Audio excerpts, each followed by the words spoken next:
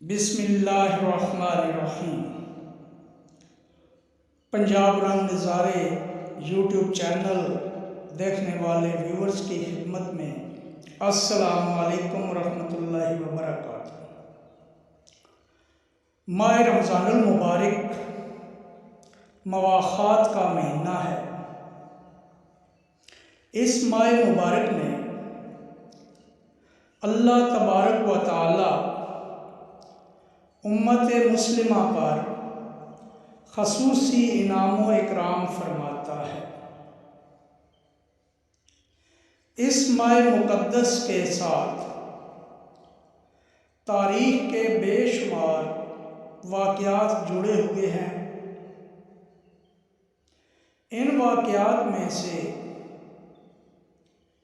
चूँकि आज 18 रमज़ानुल मुबारक की तारीख़ है,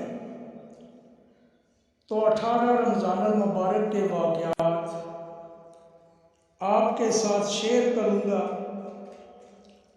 और उम्मीद करता हूँ कि आप पसंद फरमाएंगे। व्यूअर, जैसा कि आप जानते हैं कि आसमानी कुतुब तौरात, ज़बूर, अंजील, कुरान हकीम ये तमाम रमज़ानुल मुबारक में नाज़िल हुई थी। तो ज़बूर जो है, ये किताब हज़रत दाऊद अलैहिस्सलाम पर 18 रमज़ानुल मुबारक को नाज़िल हुई थी।